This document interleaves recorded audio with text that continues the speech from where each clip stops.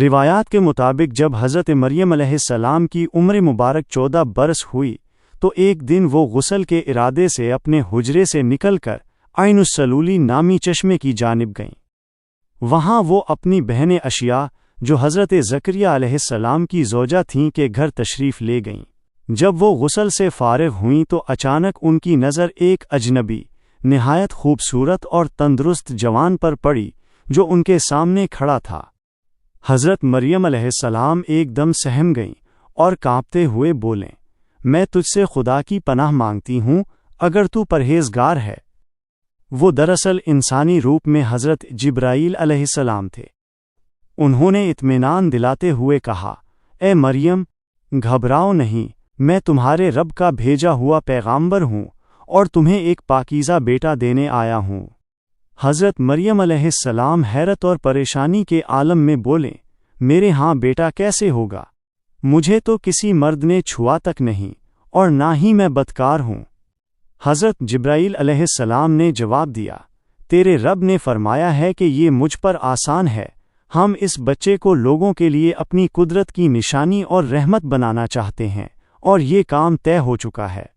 روایت ہے کہ حضرت جبرائیل علیہ السلام نے اللہ کے حکم سے حضرت مریم علیہ السلام کے گریبان میں پھونک ماری۔ جیسے ہی وہ روح ان کے رحم تک پہنچی، فضا میں ایک پراسر آواز گونجی، اللہ واحد و مطلق سچا ہے اور میں اس کا بندہ ہوں۔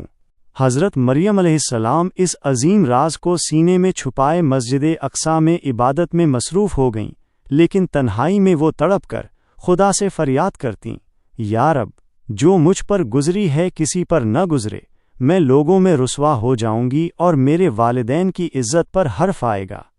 جب بنی اسرائیل میں یہ خبر پھیلی کہ مریم علیہ السلام باکرہ ہونے کے باوجود حاملہ ہیں تو لوگوں نے زبانیں دراز کر دیں اور ان پر سنگین تہمتیں لگانے لگے۔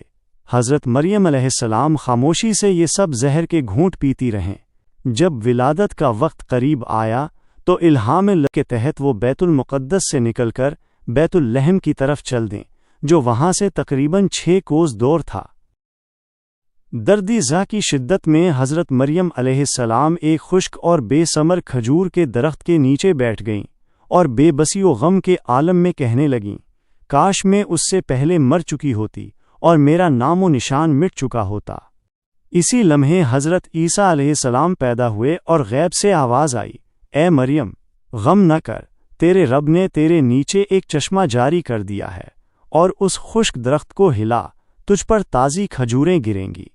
تب حضرت مریم علیہ السلام نے تڑپ کر ایک نہایت جذباتی اور درد بھرا سوال کیا، اے میرے رب، جس وقت حضرت زکریا علیہ السلام نے بھولے سے 3 دن تک بیت المقدس کے حجرے میں مجھے بند کر کے رکھا تھا، تب تو نے بغیر کسی رنج و محنت کے مجھے وہیں روزی پہنچائی تھی۔ آج جب میں اس درد اور تکلیف میں ہوں تو مجھے اس درخت کی شاخ ہلانے کی مشقت کیوں دی جا رہی ہے؟ تب اللہ تبارک اس کی جانب سے یہ ایمان افروز خطاب آیا، اے مریم، اس وقت تیرے دل میں سوائے میرے اور کوئی نہ تھا تو صرف مجھ سے محبت کرتی تھی، لیکن اب تیرا دل تیرے فرزند بیٹے کی طرف مائل ہو گیا ہے، اب تیری محبت بٹ گئی ہے، اس لیے اب تجھ پر لازم ہے کہ اپنی محنت اور کسب سے کھا اور پی اور اپنے فرزند سے اپنی آنکھیں ٹھنڈی رکھ۔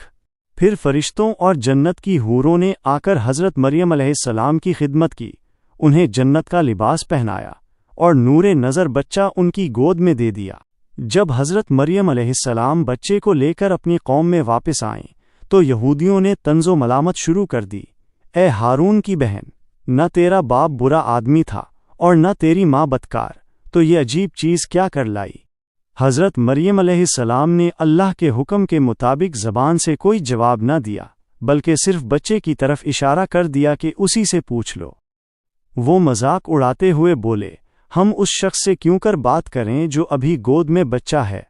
اسی وقت قدرت کا معجزہ ظاہر ہوا اور ننھے عیسیٰ علیہ السلام کی زبان مبارک کھل گئی۔ میں اللہ کا بندہ ہوں، اس نے مجھ کو کتاب دی ہے، مجھے نبی بنایا ہے اور جہاں بھی رہوں مجھے برکت والا بنایا ہے۔ اس نے مجھے نماز اور زکوٰۃ کی تاکید کی ہے جب تک میں زندہ رہوں، اور اپنی ماں کے ساتھ حسن سلوک کی تلقین فرمائی ہے۔